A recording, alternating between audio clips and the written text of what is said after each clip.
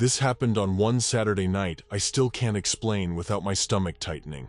Back then, I had a regular babysitting job for a little girl named Star, a shy 5-year-old who loved drawing, glitter stickers, and, unfortunately, one of the creepiest toys I've ever seen in my life. It was a small plastic doll, maybe 12 inches tall, with stiff blonde hair and a face that always looked slightly off. The strangest part was the remote control. The doll could be made to shuffle forward or backward in these tiny, jerky steps. Star thought it was hilarious. I thought it was unsettling, but I smiled and pretended everything was normal. Her parents, Mark and Danielle, were always kind to me. But their house had this heavy sort of stillness to it. They lived in a split-level home at the edge of Brunswick Hill. Quiet, pine trees lining the driveway, barely any street noise. Even during the day, the hallways felt dim, like the light never reached the corners. Small things would happen when I babysat. A door I knew I had closed would be halfway open. A light would flicker even though the bulbs were new. You could hear these faint tapping sounds sometimes, like something small shifting on a shelf. But I always brushed it off. Old house, drafts, normal stuff. At least that's what I kept telling myself. On that October night, Star's parents were going to a friend's wedding and asked if I could stay overnight. I arrived at 5:02 p.m., and the air smelled like cold leaves and rain. Inside, the house felt warmer, but the lighting was low, that golden tone you get from those old lamps that buzz faintly. Star showed me one of her new drawings and then immediately picked up the doll. She held the remote like it was something precious. When she pressed the button, the doll shuffled forward across the rug, its plastic feet making this faint, rhythmic clicking sound. Every time it moved, I felt this tiny chill crawl up my spine. Around 8:45 p.m., I got Star ready for bed. She insisted the doll sleep with her, like always. I helped her tuck in the blankets and gave her a little nightlight shaped like a moon. She fell asleep faster than usual, her breathing soft and slow. But the doll, it sat against her pillow, staring directly at me. I don't know what came over me, but I couldn't stand the idea of that thing being next to her all night. It sounds ridiculous, I know, but I felt watched. So once I knew she was fully asleep, I gently picked up the doll. Its arms were stiff and cold, its plastic hair brushing against my wrist. I carried it into the spare room across the hall, a guest room barely used, and placed it on the top shelf of a bookcase. I remember feeling embarrassed at myself for being scared of a toy. But I closed the door anyway, softly, quietly, and tried not to think about it. I slept on the couch in the living room, wrapped in a thick, scratchy blanket Star's mom kept under the TV. The house was silent except for the whir of the refrigerator and the occasional settling noises of the old floorboards. In the dead of night, I woke up. No dreams, no bad feeling, just my eyes suddenly opening. Then I heard it, that faint clicking sound. The exact sound the doll made when Star used the remote. Click, click, click. A short pause. Then again, click, click. I froze for a good 10 seconds, trying to convince myself it was the heater or something else mechanical. But the pattern was unmistakable. Forward, backward, forward again. My heart started pounding so hard I could hear it in my ears. I sat up slowly and scanned the living room, hoping it was Star who had gotten up to play. However, the remote, the doll's remote, was sitting on the coffee table right in front of me, exactly where Star had left it hours earlier. I got up and walked toward the hallway, every step creaking louder than it should have, like the house wanted to announce me. The clicking sound was coming from the spare room, the same room where I had put the doll. When I reached the door, I felt a cold draft against my ankles. The door, which I was sure I had closed, was open 3 inches. I pushed it open.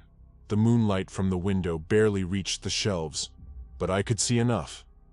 The doll was no longer on the top shelf. It was on the floor, face down, arms bent at strange angles, like it had fallen or been thrown. I stared at it, waiting for some logical explanation to click into place. The house was quiet again. No clicking, no movement, nothing. I told myself maybe it slipped off the shelf somehow.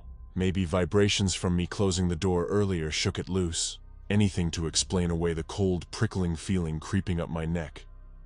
I picked up the doll and put it back on the shelf. A wave of nausea hit me. I left the room, closed the door, and went straight to check on Star. She was still asleep, breathing softly, untouched.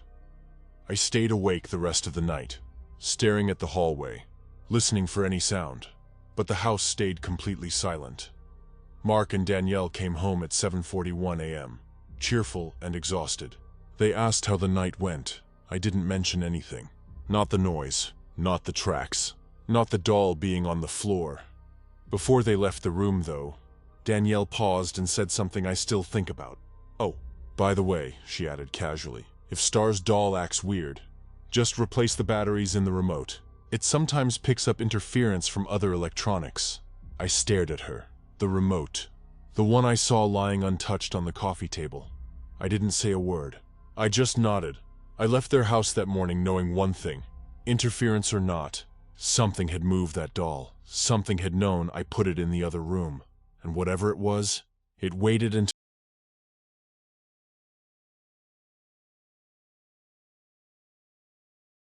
My name is Daniel.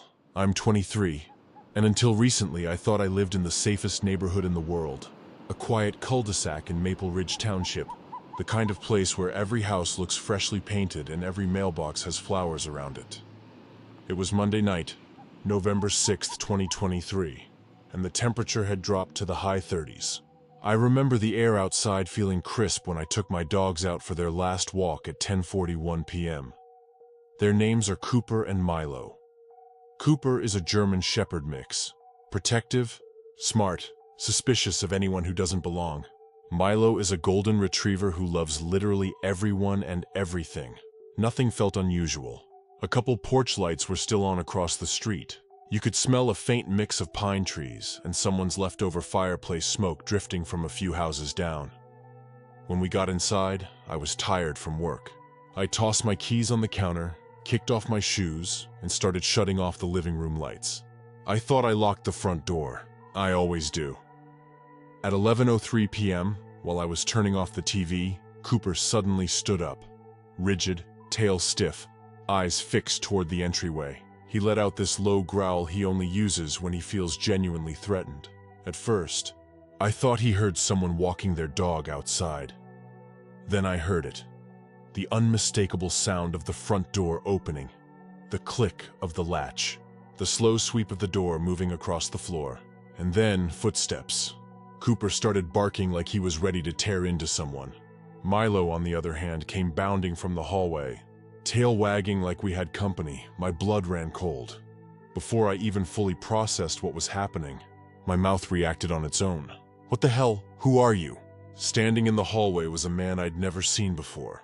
Mid to late 20s, tall, skinny, wearing a dark hoodie and jeans. His hair was messy, like he'd been walking outside for hours. He froze when he saw me and actually looked embarrassed. "Oh, wait, I don't think I'm in the right place," he said, rubbing the back of his neck. "My bad, man.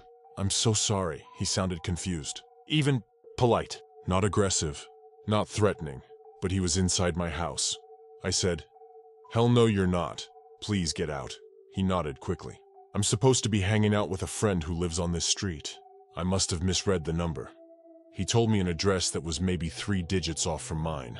Close, but not close enough for a normal mistake. He apologized again, 2 or 3 more times, and backed out of my doorway. Then he walked down the driveway and disappeared around the corner. I locked the door the second he was gone. My hands were shaking, but honestly, he didn't seem dangerous, just confused. So after a few minutes, the adrenaline wore off. I checked the house, petted the dogs, and eventually fell asleep on the couch with the TV on low. The next morning, I took the dogs out again, and the whole thing felt almost funny in hindsight. An embarrassing little story I'd laugh about with the neighbors. I saw Ryan, the guy who lives 2 houses to my right, walking out to his car. He's in his 30s, friendly, easygoing. I jogged over and said, "Hey, random question. I'm sure he told you, but your friend paid me a surprise visit last night." Ryan gave me this confused half smile. "What are you talking about?" I explained. "The guy who walked into my house. He said he was coming to your place by accident." Ryan's smile faded. He looked at me differently, not confused but focused. "Daniel, we didn't have anyone over last night." I laughed a little, waiting for him to smirk or explain the joke, but he didn't. He said it again, slower this time. "I'm serious. We didn't have a friend here. We didn't have anyone here." I felt my stomach drop. I described the guy. Tall, skinny, messy hair, hoodie. Ryan shook his head. "I've never met anyone who looks like that," I asked. "Could he have been looking for someone else on the street?" Ryan paused for a few seconds, then said, "There are only 6 houses here, man. We know every neighbor. No one matches that description, and no one has had guests in weeks." Something cold crawled up my spine. I thanked him and walked back toward my house, but my mind was racing. Something didn't add up. A wrong house number, fine. A confused stranger, fine. But every house on my street is clearly marked, and he walked straight into mine like he already knew which door to try. When I got inside, I replayed the moment in my head. He didn't look surprised to see my dogs. He didn't look around like he realized his mistake mid-entry. He looked around like he was checking something, studying the layout, scanning the hallway, taking mental notes, and one detail hit me so hard I had to sit down. When I confronted him, he didn't step back in shock. He stepped forward at first, just half a step, before he caught himself, almost like he thought he had walked into the right house, or like he thought the person living there was someone else. Someone who wouldn't question him. Someone who would let him in.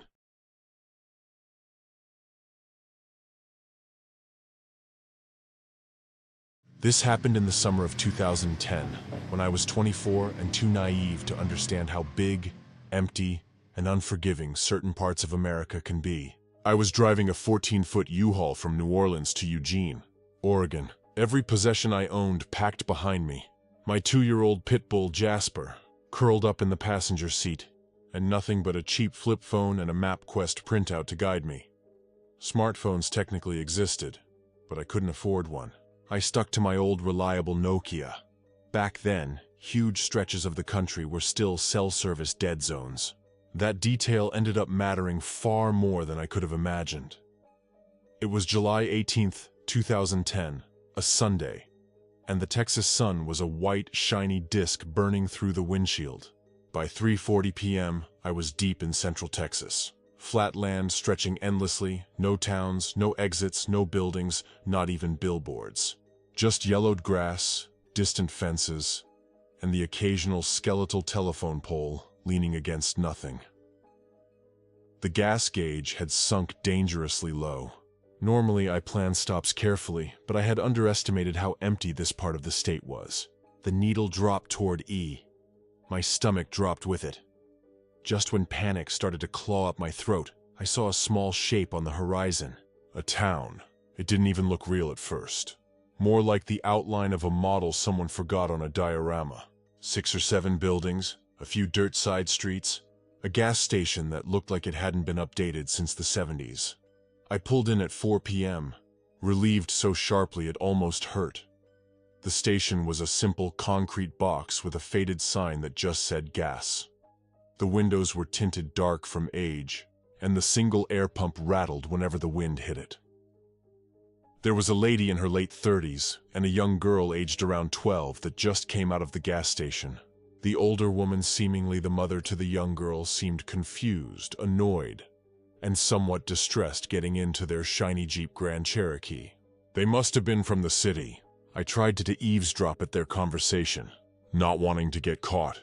But before I knew it, they were in their car accelerating out of the gas station angrily. The driving matching the mother's mood, leaving clouds of sandy smoke as they sped off on their journey. I paid at the pump and filled up, grateful to avoid any other human interactions. But when I got back into the cab and tried to navigate out, something strange happened. I couldn't find the highway. It made no sense. The town was tiny, 5, maybe 6 streets. You could literally see the highway from almost anywhere. But every road I turned down either looped me back into town or led to a dead end. By my 4th loop, my frustration shifted into something colder. I pulled into the gas station again, this time going inside. Inside was almost silent. Dust floated in slanted beams of sunlight from two grimy windows. A magazine rack sat tilted against the wall.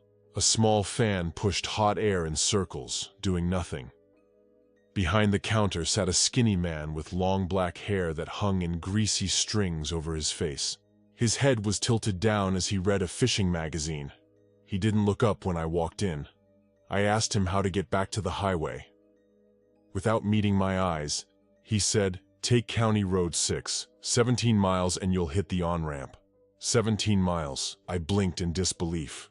"I didn't drive 17 miles to get from the highway into town," I said. "Why would it take that long to get back?" He shrugged, still reading. "Road curves. You'll get there." His voice was indifferent, flat, almost bored.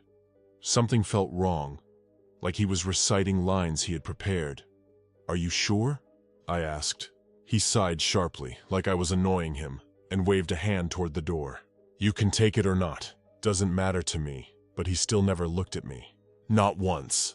I walked out into the parking lot and suddenly my entire body began shaking, violently, uncontrollably. My vision blurred. My breathing sped up. It felt like my instincts were screaming at me, louder than anything I'd ever felt before. I climbed into the cab of the U-Haul, put the key in the ignition, and burst into tears. Not because I was scared of being lost, but because I felt, without logic, without reason, that if I followed that man's directions, something terrible would happen. My dog sensed it too. Jasper lifted his head and pressed it against my shoulder, whining softly. There was no one else in the town, no other store, no pedestrians, no cars driving through, just heat, silence, and the sense that the town was holding its breath. I decided right then I would drive in circles all night before taking that 17-mile road. As I wiped my face and steadied my hands, a rusty red pickup truck pulled into the gravel lot. The engine clattered as the driver stepped out, a large, broad man with sunburned cheeks, work boots, and a faded flannel shirt. He looked like central casting for Texan rancher.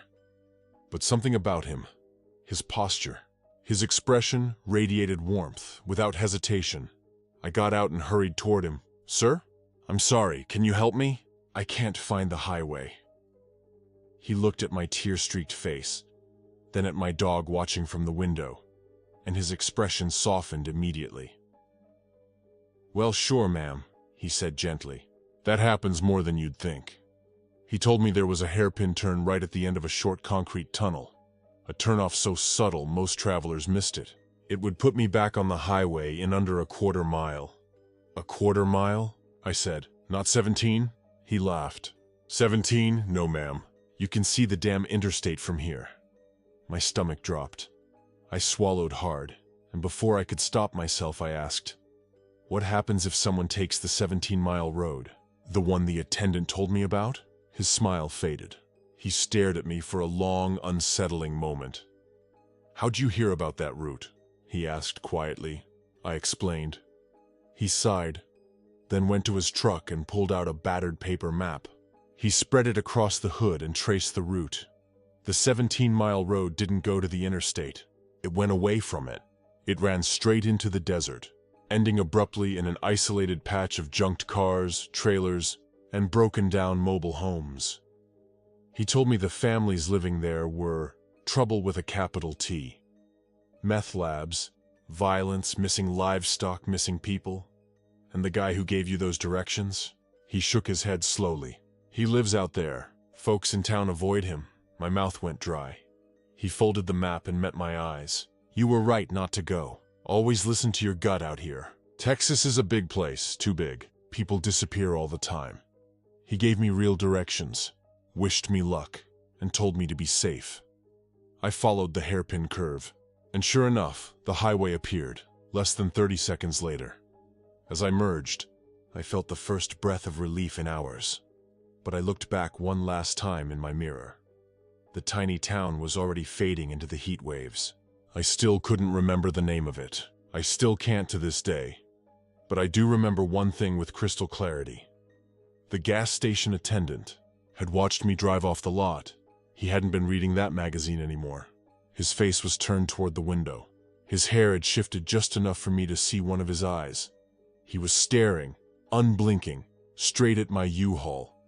And he didn't look surprised at all that I hadn't taken his road. Just disappointed. But then a rushing thought crashed into my head. What route did that mother and daughter take?